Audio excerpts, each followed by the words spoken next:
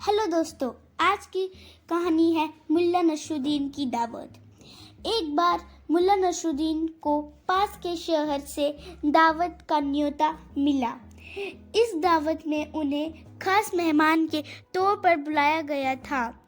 मुल्ला वैसे भी खाने पीने के शौकीन थे, इसीलिए उन्होंने बिना सोचे समझे न्योता स्वीकार कर लिया। मुल्ला ने रोज के पहने जाने वाले कपड़े पहने उन दावत के लिए घर से निकल गए। सफर के दौरान मुल्ला नसरुद्दीन के कपड़े धूल मिट्टी से गंदे हो गए। जब वे दावत के लिए पहुंचे तो फिर उन बाहर घर के बाहर एक पहरा दे रहे दरबान ने उन्हें रोक लिया। उन्होंने दरबान से कहा, मैं मुल्ला नसरुद्दीन हूँ, मैं इस दावत का खास मेहमान हूँ।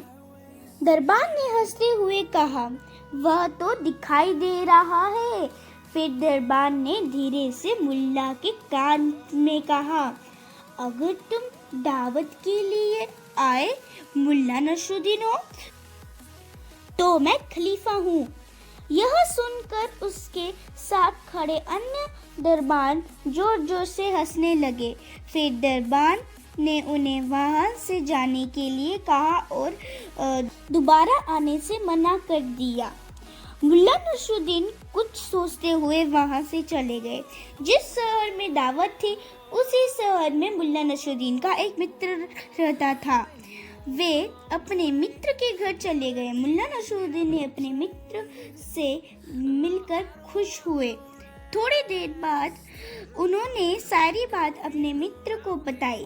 फिर उन्हें याद आया कि उनके मित्र ने उनके लिए एक लाल कढ़ाईदार शेरवानी सिलाई थी जो उनके मित्र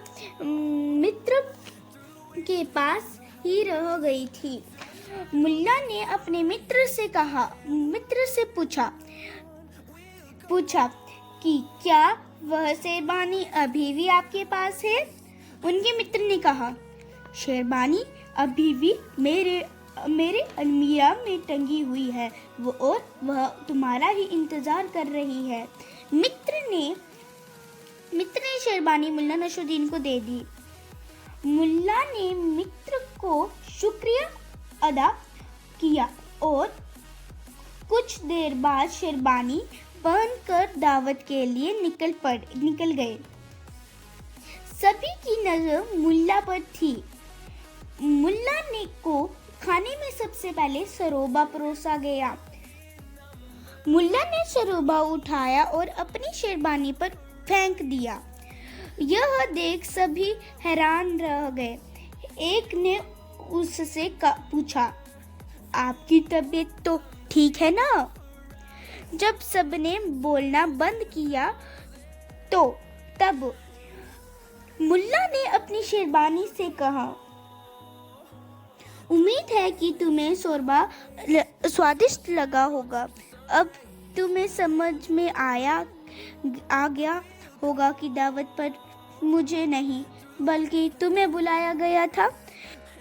दोस्तों, तो आज की कहानी से हमें यह सीख मिलती है कि किसी की पहचान कि उसके पहनावे से नहीं करनी चाहिए। धन्यवाद। अगर आपको यह हमारी स्टोरी अच्छी लगी होगी तो हमारे चैनल को सब्सक्राइब और लाइक ज़रूर करिए और अपने दोस्त और अपने परिवार के साथ यह वीडियो ज़रूर शेयर करें।